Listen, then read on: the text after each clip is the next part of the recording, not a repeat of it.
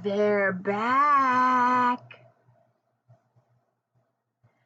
Hey everybody, welcome to the Daily Book Series channel. I'm Kristina, Kristina. Hope you're having a good day or night. I think day. Day comes this way. Sorry. I'm trying.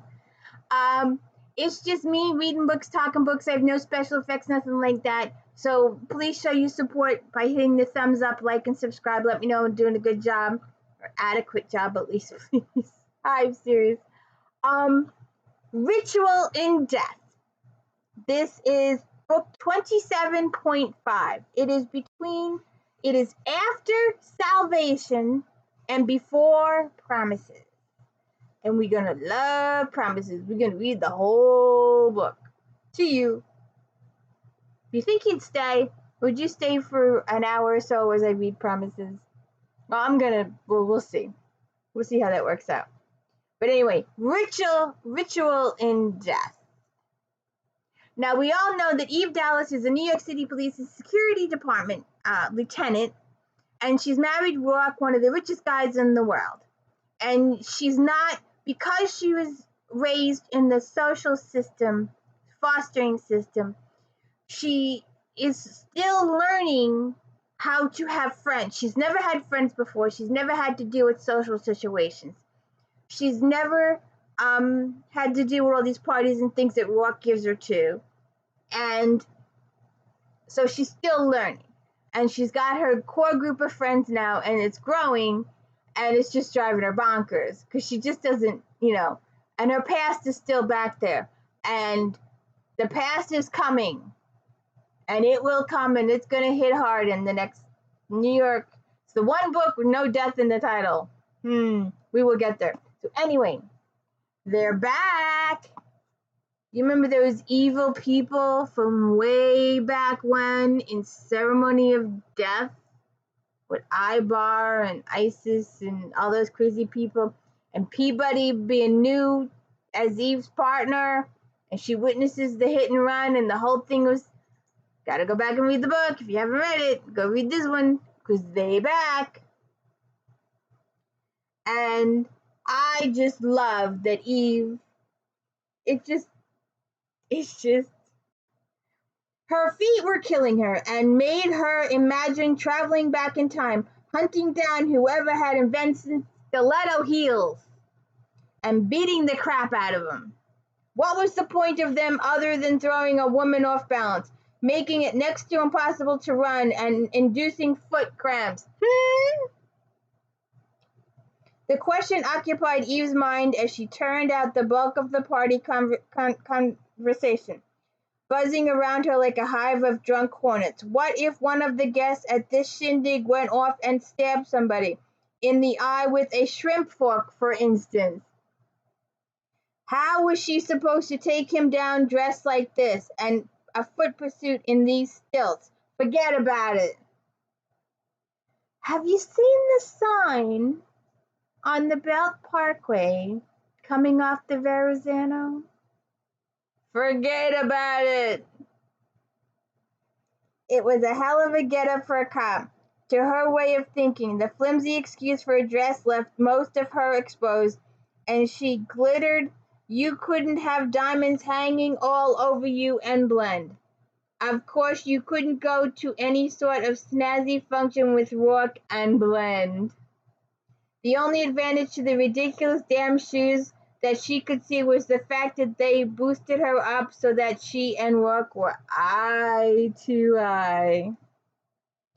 They were stupendous, bold and brilliant blue. A look from them could give her a tingle in the belly, even after nearly 2 years of marriage.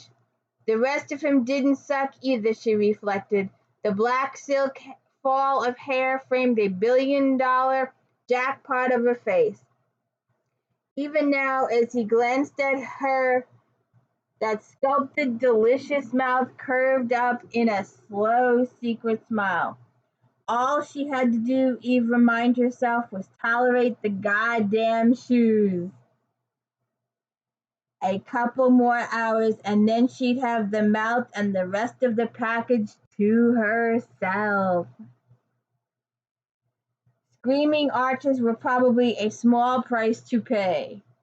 Darling.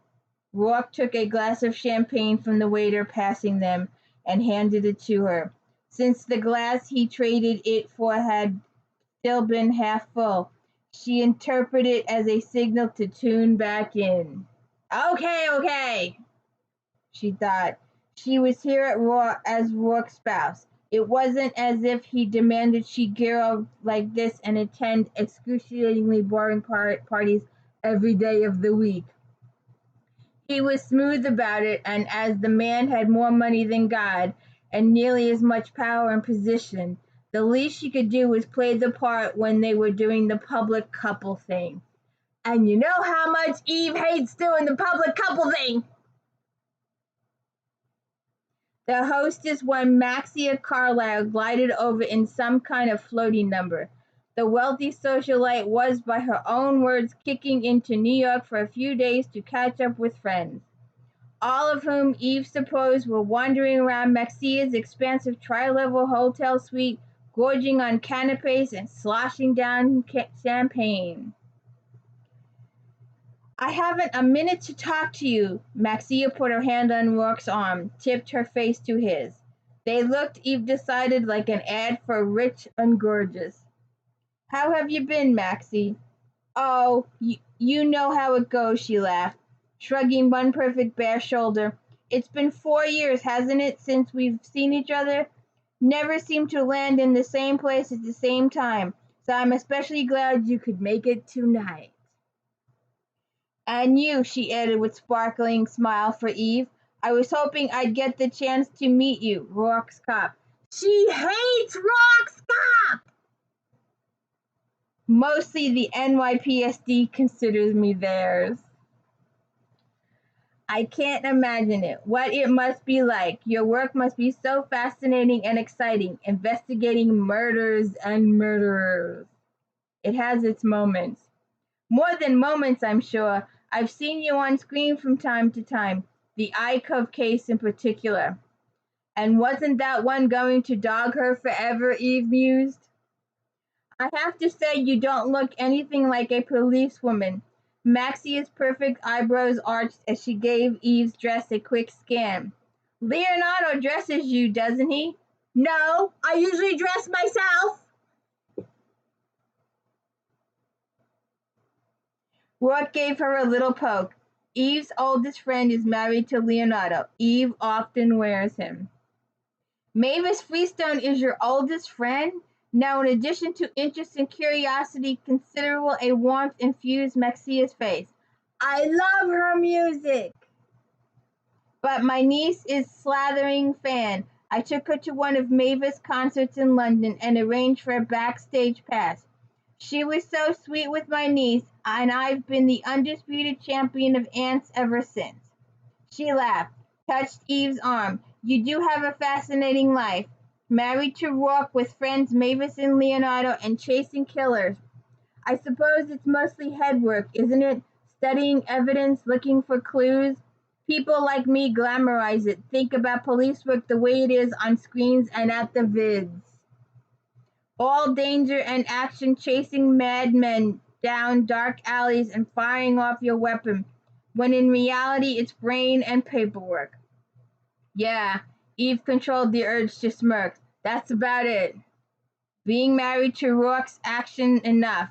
Are you still dangerous? Maxia asked him.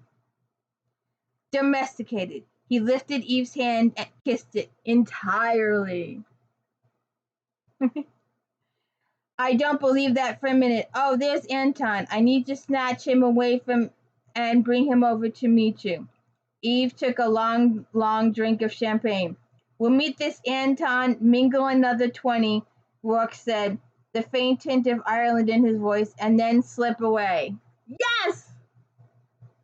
Eve felt a tingle of joy right down to her toes. Seriously? I never intended to stay above an hour or so, and certainly owe you the points I'm making by bringing a homicide cop to the party. It's all paperwork, Eve said dryly. He skimmed a finger down her arm, where a knife had slashed only days before. Your work is nothing but tedium, but I have to agree with Maxie. You don't look like a cop tonight. Okay. I'm trying to get to the point here.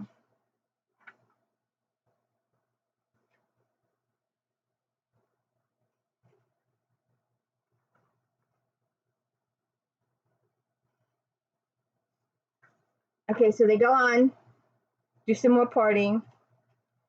She meets some more people.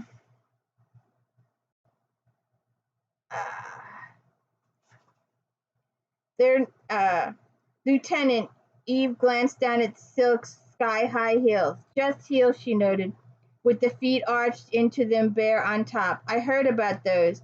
She pointed. People are actually wearing invisible shoes. They're not available to the public for another 3 weeks. Silk tossed her long mane of hair. Suki pulled some strings. She flustered herself against Anton Suki. Anton's produced several films about crime and police and so on, Maximia commented, so I thought he'd enjoy meeting one of New York's finest. British-style procedurals, Anton patted Silky's hand as she tugged at him like a petulant child. What we like to think of as crackling whodunits, with plenty of sex and violence, he added with a laugh, and a slight connection with reality, as you'd know. I've been thinking about using an American setting, so I don't see why a girl would want to be a cop, Silk frowned at Eve. It's not very feminine. Really? It's funny because I don't see why a girl would want to be a BIM. What is it you do, Rock cut off Eve smoothly, giving her only the slightest pinch on the ass. I'm an actress. I just finished shooting a major role in Suki's next vid. Victim, right? I get to die dramatically. It's going to make me a star. Isn't Suki sweet? Absolutely, sweetheart. I want to go. There's nothing happening here. I want to go dancing, go someplace with action. She tugged hard enough to pull Anton back a few steps. She used to be such a sensible man, Maximia murmured. Guys of a certain age are especially vulnerable to bimboitis. Maxia laughed. I'm so glad I like you. I wish I wasn't due in Prague in a couple of days so I could get to know you better. I should mingle. Make sure everyone isn't as bored as linen over there. I think it's polyester. Definitely man-made fibers. Laughing again, Maximia shook her head. Yes, I really like you, and you. She rose to her toes to kiss Rourke's cheek. You look awfully happy. I am, and awfully glad to see you again, Maxia. As Maximia started to turn, Silk's strident voice whined up. But I want to go now. I want to have fun. This party is dead. Someone screamed. Something crashed as people stumbled back as some turned, shoving through small packs of others. Eve pushed forward. The man staggered like a drunk and wore nothing but spatters and smears of blood. The knife clutched in his hand gleamed with it. A woman in his path fainted and managed to take out a waiter holding a full tray of canapes with her. As shrimp balls and quail eggs rained, Silk shrieked, turned, and in a sprint for the terrace, bowled over guests like pins in an alley. Eve flipped open the next to useless bag she carried, tossed it to Rook as she pulled out a weapon. Drop it now! Drop it! She seized him up quickly, about 5 feet 10 inches, roughly 165, Caucasian brown and the eyes were glazed and glassy. Shock or drugs, or maybe both. Drop it, she repeated when he took another staggering step forward. Or I drop you. Huh? What? His gaze skidded around the room. What? What is it? She considered and rejected, just stunning him in a matter of seconds. Instead, she moved to him, gripped the wrist of his knife, hand twisted. Drop the goddamn knife. His eyes stared into hers as his fingers went limp. She heard the knife hit the floor. Nobody touch it. Stay back. I'm the police. Do you get that? I'm a cop. What are you doing? I don't know. I don't know. The police? Can you help me? I think I killed someone. Can you help me? Yeah, you bet. Rock, I need a field kit ASAP, and for you to call this in, I need Everyone else upstairs now. I need you people to clear this room until the situation can be contained. Move it, she snapped. When people stood gasping, and somebody check on that woman lying in the shrimp balls over there. Who has been killed? It was a ritual killing. How many more people are dead? How many people are lying up in the room above in blood? You'll have to read it. Ritual in Death, book 27.5. And be prepared for promises, because it's coming and it's gonna be great. So please hit the like and subscribe and let me know I'm doing a good job here. It's just me reading books. And this is good. And don't forget, if you don't know who these people are, go back and reread Ceremony in Death to meet them first. Please like and subscribe. Have a good one.